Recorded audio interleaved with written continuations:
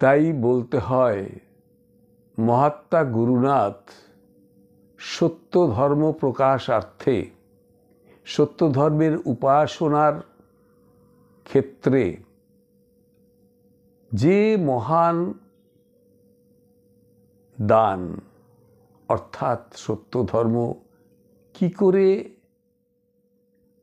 উপাসনার মাধ্যমে পরমপিতার গুণকীর্তন করা যায়, তার কাছে প্রার্থনা করা যায়, তার জন্য তিনি সঙ্গীতগুলি রচনা করেছেন। প্রথম থেকে উপাসনার প্রথম থেকে যা যা একান্ত দরকার সঙ্গীতগুলি সুন্দর করে সাজিয়ে তিনি সুন্দর করে রেখেছেন। আমরা রবীন্দ্রনাথকে এখানে কেন টেনে আনলাম তার একটা কারণ আছে। রবীন্দ্রনাথও ব্রহ্ম উপাসনায় যেখানে ছিলেন মাঝে মাঝে গুরুনাথও সেখানে যেতেন ব্রাহ্ম উপাসনায়। এবং রবীন্দ্রনাথের যে রচনা সেই রচনার মধ্যে ধরা পড়েছে যে তিনি পরম ব্রহ্মকে কতটা তিনি চিনেছেন, জেনেছেন, বুঝেছেন রবীন্দ্রনাথ। মহাত্মা গুরুনাথ তার প্রতি সেজন্যই বেশি সময় তাকে খুব শ্রদ্ধা বা তিনি তাকে সেইভাবে সম্মান করতেন।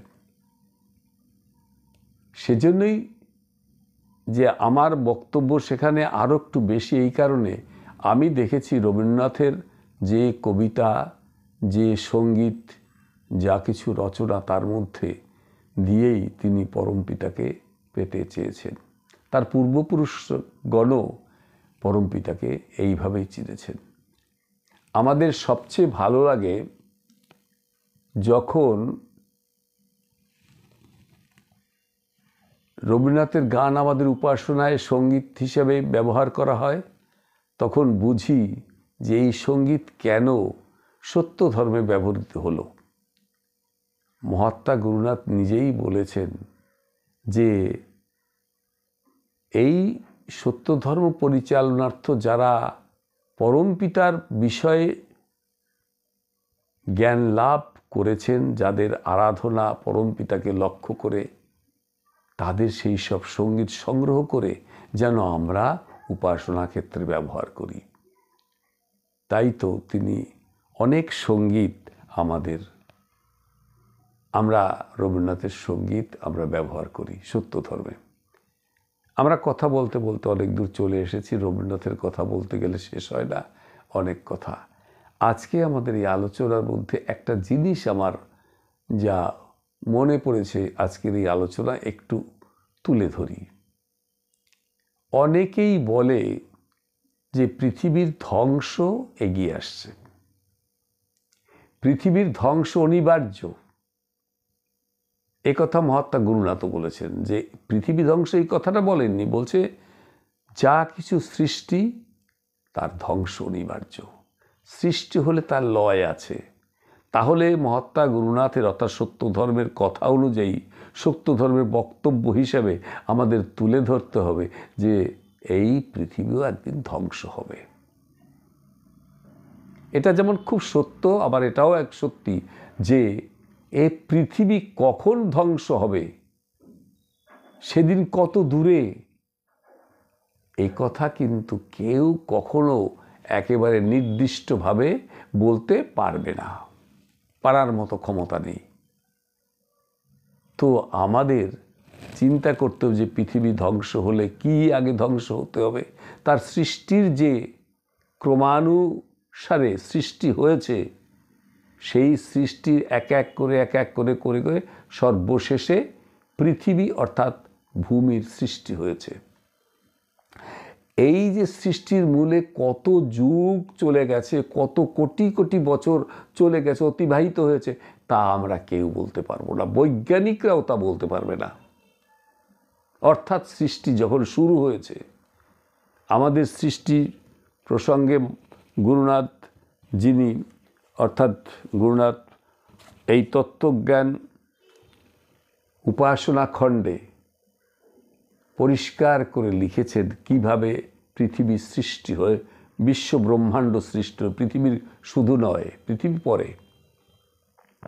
তাহলে সেই পৃথিবী যখন সৃষ্টি পরে হলো, তাহলে আমরা একেবারে শেষের দিকে এই কথাটা বলতে বাধ্য হব যে পৃথিবীর সৃষ্টি হবে, এ কথা যেমন সত্যি মানতে হবে শাস্ত্রানুসারে, অর্থাৎ মহাত্মা গুরুনাথ কেন অন্যান্য শাস্ত্রানুসারে পৃথিবীর ধ্বংস মানতে হবে।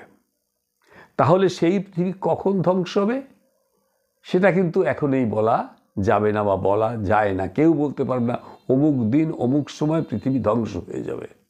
আর পৃথিবী ধ্বংস হতে গেলে কি কি আগে ধ্বংস হবে, তারপর পৃথিবী ধ্বংস হবে। পৃথিবী আগে ধ্বংস হবে না। আগে পৃথিবী ধ্বংস হলে প্রথমেই ধ্বংস হবে কোথায়?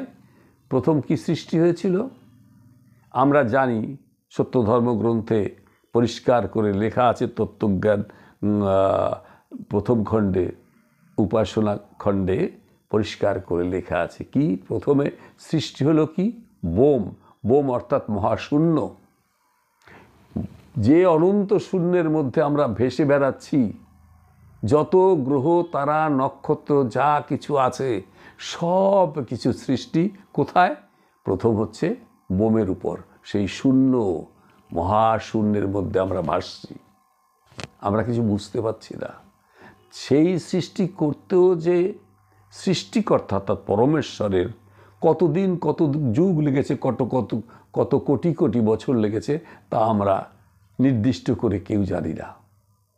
তাহলে বোম সৃষ্টি হলো। আর বোমের কি একটা ব্যাপার আছে, তার একটা গুণ, সবচেয়ে যে গুণটি বোমের মধ্যে আছে তা হচ্ছে কি হলো? বোম শব্দ। শব্দটা হচ্ছে তার গুণ। আমরা যে মাঝে মাঝে বলি না ওম, এই ওং শব্দটা সদা সর্বক্ষণ অনন্ত বোমে প্রকাশিত হচ্ছে, উচ্চারিত হচ্ছে। আমরা বুঝতে পারি বা না পারি, যারা ধ্যানী জ্ঞানী উন্নত মহাপুরুষ তারা উপলব্ধি করতে পারেন ওম। তাহলে বোমের একটাই গুণ, সেটা হচ্ছে অনন্ত ব্রহ্মাণ্ডের যে গুণ সেটা হচ্ছে শব্দ। এরপরে পরের যে সৃষ্টি, এই সৃষ্টি করতে অর্থাৎ বোমকে সৃষ্টি করতে করতে হয়তো কত কোটি বছর লেগে গেছে তার ঠিক নেই, জানি না, আমরা সেটা বলতে পারবো না। কিন্তু বোম সৃষ্টি হয়ে গেল। তাহলে একটা সেখান থেকে একটা গুণ পাওয়া গেল, শব্দ। শব্দ শুরু হলো। এবার সেই বোমের থেকে পরে আবার সৃষ্টি হলো কি? বায়ু। যে বায়ু বা নিঃশ্বাস নিতে গেলে একটু দেরি হলে আমাদের মৃত্যু ঘটতে পারে, আমরা শ্বাস প্রশ্বাস করতে পারি ওই বায়ুতে। সেই বায়ুর আবার একটা গুণ আছে, তাও সৃষ্টি করতে বহু যুগ কোটি কোটি বছর লেগে গেছে। প্রথমে বোম সৃষ্টি হলো, দ্বিতীয়ত বায়ু সৃষ্টি হচ্ছে। তার কি গুণ? তার স্পর্শ। তার গুণ হচ্ছে স্পর্শ। তাকে ধরা যায় না। বায়ুকে ধরে আমি ইচ্ছা করব কিছুটা রেখে দেবো, কিছুটা ছেড়ে দেবো, তা হবে না। সে অনন্ত ব্রহ্মশূন্যের মধ্যে সে ভাসছে। আর তার গুণ হচ্ছে শব্দ। বোম না, তার গুণ হচ্ছে স্পর্শ। তাহলে সেই বোমের যে গুণ শব্দ, তারপর স্পর্শ, এই দুটি গুণ আমরা পেলাম বোম থেকে আর বায়ু থেকে। এবার বায়ুর পরে কি হলো? তেজ। তেজ মানে শক্তি অর্থাৎ আগুন, যার প্রজ্বলিত প্রভায় আমরা সকলে উদ্দীপ্ত।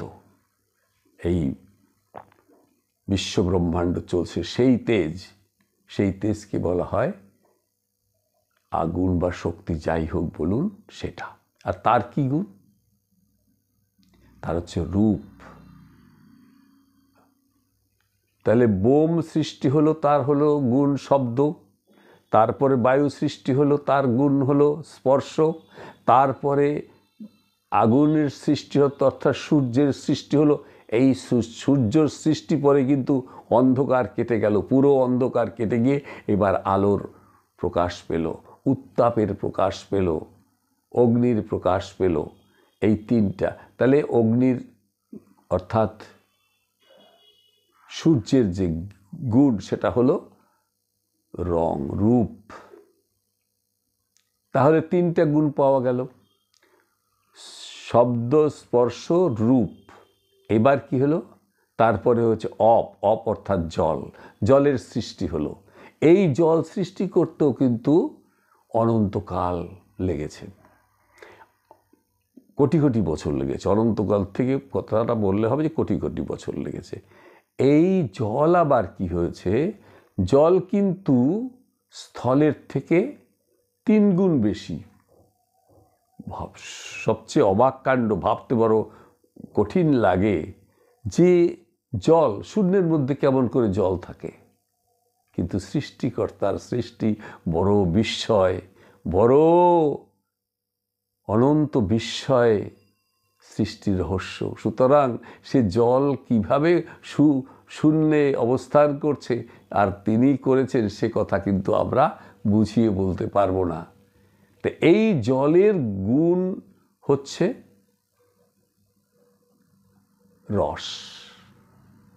রস, জলের যে গুণ সেটা হচ্ছে রস, অর্থাৎ তরল পদার্থ জল। এবং সেই জলের যে পরিমাণ সে হচ্ছে পৃথিবী, এরপরে পৃথিবীর সৃষ্টি হবে, সেই পৃথিবীর 3 গুণ বেশি। পৃথিবী যদি একটা গোলাকার একটা বলের মতন হয়, তার 3 গুণ বলের মতো হবে। তাহলে যদি বলা হয় সমগ্র পৃথিবীতে যত পৃথিবীর যে অংশটা তার যদি ধরা হয়, সেই তার 3টা গুণ করলে যা হবে তার জলের পরিমাণ। তাহলে জল সৃষ্টি হয়ে গেল। জলের গুণ হলো রস। এবার কি এলো? সর্বশেষে যে পঞ্চেন্দ্রিয়ের কথা আমরা বললাম, এই পঞ্চেন্দ্রিয়ের কথা হলো এবার হলো ভূমি, ক্ষিতি। ক্ষিতি হলো এই পৃথিবী, অর্থাৎ মাটি। এই মাটি যতক্ষণের মধ্যে না সৃষ্টি হলো ততক্ষণের মধ্যে কিন্তু অন্য কোনো সৃষ্টি সম্ভব হয়নি। যত রকমের সৃষ্টি আছে, যেই মাটি সৃষ্টি হলো, তৃণ, লতা, বৃক্ষ, গুহা, ফল, ফুল, যত রকমের তখন জীব প্রাণী সৃষ্টি হলো, সব কিন্তু ওই যখন পৃথিবীর সৃষ্টি হলো ধীরে ধীরে ধীরে ধীরে সৃষ্টি হতে শুরু করলো। এবং সৃষ্টি হতে হতে হতে হতে হতে কি হলো? পৃথিবীর মধ্যে মানবের সৃষ্টি হলো। এ অনেক যুগ পরের ঘটনা। এবং সেই মানব যখন প্রথম সৃষ্টি হলো, সেই মানব আর এই মানব কিন্তু এক নয়, একরকম নয়। ওটাও মানব সৃষ্টি হয়েছে, কিন্তু তারা তখন অতটা সভ্য ছিল। ধীরে ধীরে ধীরে ধীরে যুগে যুগে যুগ যুগ পরে মানুষ সভ্যতা হওয়ার পরে এখন সেই সভ্য মানুষ আমরা পৃথিবীতে বসবাস করছি। আর এখানে কত রকম এই জ্ঞানী গুণী কত মহাপুরুষদের জন্ম হয়েছে। তারা পৃথিবীকে নিয়ে, সৃষ্টিকর্তাকে নিয়ে কত কিছু চিন্তা করার সুযোগ তারা পেয়েছে, করেছে, এবং তাদের মধ্য দিয়ে আমরা এই গুণগুলো লাভ করতে পেরেছি, কিছুটা জানতে পেরেছি। মহাত্মা গুরুনাথ যদি না আসতেন, এই পৃথিবীতে যদি না আসতেন, তাহলে আমরা কখনো চিনতে পারতাম না যে এই পৃথিবীতে কোথার থেকে এলো, এই বিশ্ব ব্রহ্মাণ্ড কী করে সৃষ্টি হলো, তাহলে কিছুই জানতে পারতাম না। তাহলে সেই পৃথিবী। এখন কথা হচ্ছে, সংক্ষেপে বলতে হয়, এই পৃথিবীর ধ্বংস নিয়ে আমরা খুব চিন্তিত আছি। বিশেষ করে কিছু কিছু লোকের দেখা যায় আমাদের আত্মীয় পরিজনের মধ্যে বড় চিন্তা করছে তারা, হে এত সুন্দর পৃথিবীটা আর কদিনের মধ্যে শেষ হয়ে যাবে, হায় রে কী হবে তখন? আরে বাবা, আমি যখন মানুষ, কি হলো?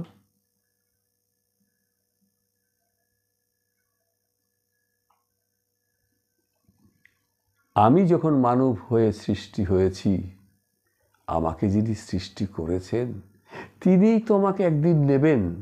আমার ইচ্ছা হলেই যেতে পারবো না, তার যদি ইচ্ছা হয়, তার যখন ইচ্ছা হবে আমাকে তখন নিয়ে নেবে। এবার পৃথিবীর ব্যাপারে তাই, পৃথিবী শেষ হয়ে যাবে, এই কথাটা যখনই বললাম যে পৃথিবী, তখনই কিন্তু এর শুরু হলো না। অর্থাৎ এই পৃথিবী কতদিন থাকবে তা কেউ বলতে পারি না। বলতে পারে যিনি সৃষ্টি করেছেন তিনি যখন মনে করবেন যে এই পৃথিবীর সৃষ্টি দরকার হয়ে পড়েছে, এখন একে আমাদের ধ্বংস করা দরকার, একে ধ্বংস করে আবার নতুন করে যদি করতে চান করবেন, না করতে চান তো তার হাতে সমস্ত ক্ষমতা, তার হাতে। সুতরাং তখন সারা এই পৃথিবী শেষ হবে না। এখানে শুধু একটা কথাই পরিষ্কারভাবে বলা উচিত, যে যেমন সৃষ্টি হওয়ার সময় প্রথমে এলো বোম থেকে বায়ু, বায়ু থেকে তেজ, তেজ থেকে জল, এবং জলের পরে এলো ক্ষিতি অর্থাৎ পৃথিবী, মাটি। তাহলে এই সৃষ্টিতে কে প্রথম ধ্বংস হবে? হলে পৃথিবী হবে, তাই তো? কেন পৃথিবী ধ্বংস হয়ে কোথায় যাবে? সে যাবে ওই জলের মধ্যে।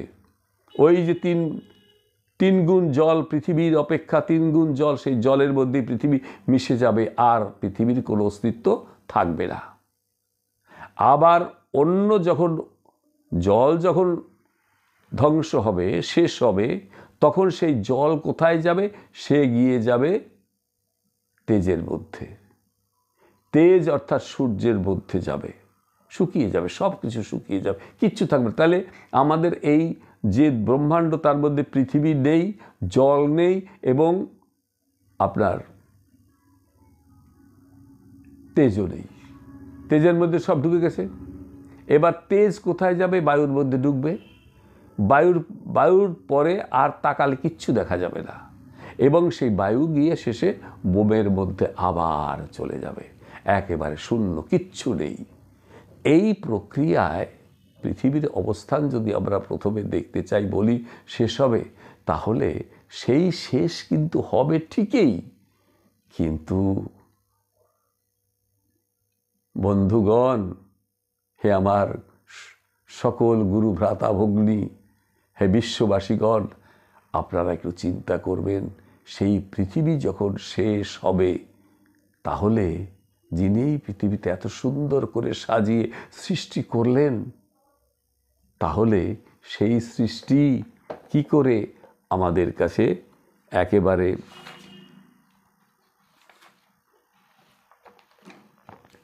আমরা কি করে বুঝতে পারবো যে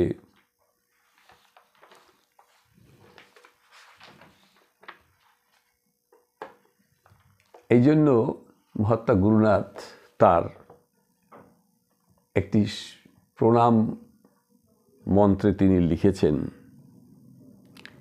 যিনি সৃষ্টি করেছেন ভূত সমুদয়, অর্থাৎ যিনি এই বিশ্ব ব্রহ্মাণ্ড সৃষ্টি করলেন, সেসবারে যেই জন পালেন সদায়। যা সৃষ্টি তিনি করেছেন সেসব যখন তিনিই নিজে তার ইচ্ছে মতো লালন পালন করে চলেছেন, সেসবারে যেই জন পালেন সদায়, সর্বশক্তিমান যিনি জগতের পতি, তাহার চরণে আমি জানাই প্রণতি। অর্থাৎ তিনি সৃষ্টি করছেন, তিনি লয় করবেন, তার হাতের সমস্ত ব্যাপার। তারপরে বলছেন, এই যে অনন্ত বিশ্ব ইহার মাঝার, যে অনন্ত বিশ্বের কথা আমরা বলি বটে, কিন্তু তার পরিমাপ আমরা কখনো স্থির করতে পারি না, যার সে শ্রেষ্ঠতর কেহ নাহি আর। এই যে অনন্ত বিশ্ব ইহার মাঝার, যার চেয়ে শ্রেষ্ঠতর কেহ নাই, আর একমাত্র শ্রেষ্ঠ কে? সেই সৃষ্টিকর্তা তিনি, তার মতো আর কেহ নেই। সমানও নাহি যার, যিনি জগৎপতি, যিনি জগতের পতি, অর্থাৎ যিনি জগৎকে পরিচালনা করেন, তাহার চরণে আমি জানাই প্রণতি। মন অগোচর যিনি অচিন্ত রতন, একাগ্র সতের দ্বারা চিন্তনীয় হন, সর্বশক্তিময় যিনি পূর্ণ জগৎপতি, তাহার চরণে আমি জানাই প্রণতি। তিনি আমার মনে প্রাণে অগোচরে সদা সর্বক্ষণ আছেন, তাকেই আমি প্রণাম করি। সেই সর্বশক্তিময়, যে একান্ত সর্বশক্তিমান সৃষ্টিকর্তা, পালনকর্তা, লয়কর্তা, আমাদের ভাগ্য বিধাতা, তার কথা বলা হচ্ছে। যিনি শান্ত সর্বস্থানে, তাকে দেখা যায় না, চেনা যায় না, বোঝা যায় না, অথচ সর্বস্থানে তিনি রয়েছেন। অব্যয় চিন্ময় সৎ আনন্দ নিধান, যিনি শান্ত সর্বস্থানে সদা বিদ্যমান, সদা সর্বক্ষণ তিনি বিদ্যমান আছেন। অব্যয় চিন্ময় সৎ আনন্দ নিধান, তিনি অব্যয়, তিনি চিন্ময়, তিনি সৎ, তিনি আনন্দ নিধান। গুণের অতীত যিনি সর্বগুণধার, যিনি গুণের দ্বারা তাকে কোনো রকম, তার যে অনন্ত গুণ সেটা আমরা কখনো তার বিচার করে বলতে পারবো না তার কতটা গুণ। সেই গুণের অতীত যিনি, অতীত বলতে পুরানো না, মানে আমরা তাকে স্থির করতে পারি না, সর্বগুণাধার সেই জগদীশে আমি নমি বারবার। তারপর বলছে সূর্যে, যে সূর্যের কথা বলা হয়েছিল তেজ, সূর্যে দিয়েছেন যিনি সুতীক্ষ্ণ কিরণ, অগ্নিতে দাহিকা শক্তি দিলেন যে জন, জ্যোৎস্না দান করেছেন যিনি সুধা করে, প্রণমী সে সর্বগুরু জগত ঈশ্বরে। আমি সেই জগৎ ঈশ্বর যিনি এই বিশ্ব ব্রহ্মাণ্ড সৃষ্টি করেছেন, এই অনন্ত অনন্ত অনন্ত বিশ্ব যিনি সৃষ্টি করেছেন, তার মধ্যে যা কিছু আছে সব তিনি সৃষ্টি করেছেন। তাকে আমি প্রণাম জানাই। এই বিশ্ব সৃষ্টির পূর্বে যখন সৃষ্টি শুরু হয়নি, আরম্ভ হয়নি, অর্থাৎ ওই যে বললাম প্রথম সৃষ্টির প্রথম হলো বোম, সে বোমও যখন সৃষ্টি হয় নাই তখন কে ছিলেন? সেই সৃষ্টিকর্তা ছিলেন। তিনি কে? যে এই বিশ্ব সৃষ্টির পূর্বে, এই বিশ্ব ব্রহ্মাণ্ড সৃষ্টি হয়নি তার পূর্বে কিন্তু তিনি ছিলেন। তিনি পরিকল্পনা করেছেন কিভাবে কি সৃষ্টি করতে হবে, না করতে হবে, কোনভাবে করতে হবে, কোন গুণ দিয়ে করতে হবে, তিনি সব নিজে নিজে ঠিক করেছেন। বিশ্ব ধ্বংস হইল তিনি থাকিবেন। এই বিশ্ব ব্রহ্মাণ্ড, ওই যে বললাম না, পৃথিবী ধ্বংস হবে, তারপরে জল ধ্বংস হয়ে যাবে, শেষ হয়ে যাবে, বায়ু শেষ হবে, তেজ শেষ হবে, বোম শেষ হবে, তারপরেও কে থাকবে? তিনিই একমাত্র থাকবেন। স্বশক্তিতে সর্ববিশ্ব পালেন যে জন, সর্বগুরু সেই ঈশ্বরে প্রণমী এখন। অর্থাৎ স্বশক্তিতে, তার নিজের শক্তির দ্বারা সর্ববিশ্ব তিনি পালন, লালন, তিনি পরিচালন, নিয়ন্ত্রণ সব কিছু করেন। সর্বগুরু সেই ঈশ্বরে প্রণমী এখন। আমি তাকে এখন প্রণাম জানাই। আমি এখন প্রণাম জানাই কথা বললাম না, এই কথা যেন আমরা সদা সর্বক্ষণ করতে পারি। আমরা অন্ততপক্ষে এটা না হোক, ঘুম থেকে উঠে যেন একবার এই কথাগুলো বলি, প্রণাম জানাই।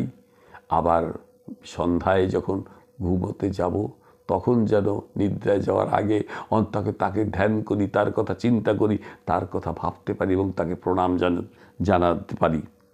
সত্য শিব জ্ঞানময় এক অনন্ত, তিনি সদা সত্য, তিনি শিব অর্থাৎ শান্ত, সদা সর্বক্ষণ তন্ময় অবস্থায় আছেন। আমরা তাকে চিনি না, তাকে বুঝি না। সত্য শিব জ্ঞানময়, তার মধ্যে সমস্ত অনন্ত জ্ঞান, এক ও অনন্ত, তিনি এক, আবার তিনি অনন্ত। অনাদি ও আদি যিনি ভুবনের অন্ত, এই বিশ্ব ব্রহ্মাণ্ডের সব কিছুর ঊর্ধ্বে তিনি। পরম মহিষ্ঠ যিনি আনন্দের ধাম, তার মতো আর কি আছে? পরম মহিষ্ঠ তিনি আনন্দের ধাম, তাকে যদি পাওয়া যায়, তার যদি কিছু পরিচয় পাওয়া যায়, তাহলে আমাদের মধ্যে আনন্দের সৃষ্টি হয়। সেই মহানকে যেন ভুলে কখনো না যাই, সদা সর্বক্ষণ যেন তাকে চিন্তা করতে পারি। সর্বগুরু সেই ঈশ্বরে জানাই প্রণাম। এই প্রণাম মন্ত্রে মহাত্মা গুরুনাথ এই কথা বলেছেন। তাহলে সেই পৃথিবী ধ্বংস হওয়ার কথাটা আমরা এখানে আপাতত শেষ করি। আবার যখন আসব তখন আবার নতুন করে আর এক অধ্যায় শুরু করব। আপাতত আজকে নমস্কার জানিয়ে আমি বিদায় নিচ্ছি। মানসরঞ্জন পাণ্ডে। আপনারা একটু জিনিসটাকে দেখবেন, 5 জন যাতে দেখে শোনে, তাতে আমারও যেমন কিছু কাজ হবে, আর অন্যান্য কিছু লোকেরও, অর্থাৎ মানবকুলের কিছু কাজ হবে, যে ব্যাপারটা কি, এত কিছু সৃষ্টি কি করে, কোথার থেকে এলো, কেন এলো, কী জন্য এলো, আর ধ্বংসই বা কেন হলো, কিসে হবে, কি ব্যাপার, এটা কাজে লাগবে। নিজেদের মধ্যে আলোচনাটা আরও বাড়বে, প্রশ্ন বাড়বে, তার উত্তর আসবে। উত্তর পেতে পেতে দেখবেন আপনিও একজন সাধক ছিলেন না, কিন্তু আপনি একজন সাধক হয়ে পড়ছেন। আপনার কৌতূহল বেড়ে যাবে। তাই আমি আমার অধমের নমস্কার নেবেন, ভুল ত্রুটি মার্জনা করবেন। যেভাবে হয়তো বলতে চাই সেভাবে হয়তো বলতে পারি না, হয়তো বলার মধ্যে কত ভুল ত্রুটি আছে, কত রকমের বাধা বিঘ্ন ঘটে। শুধু আপনাদের কাছে এই প্রার্থনা জানাই, জীবনের শেষ প্রান্ততে এসে গেলাম, প্রায় পৌঁছে গেছি, তাই জানি না কবে কখন চলে যাব। আজকে এই যে সময়টুকুন পেলাম, আপনাদের সামনে বসলাম, আপনাদের সঙ্গে কথা বলার চেষ্টা করলাম, কালকে হয়তো বলতেই পারবো না, চলে যেতে হবে। আপনাদের মায়া পরিত্যাগ করে, এই পৃথিবীর মায়া সমস্ত কিছু ত্যাগ করে চলে যেতে হবে। এটাই সৃষ্টিকর্তার বিধান। আমারও ধ্বংস হবে, যেহেতু আমি সৃষ্টি হয়েছি সেহেতু আমার ধ্বংস আছে। আর আমার ধ্বংস মানে আমি ফুরিয়ে গেলাম পৃথিবীর থেকে। এখন আসি, পরে আবার হবে। নমস্কার।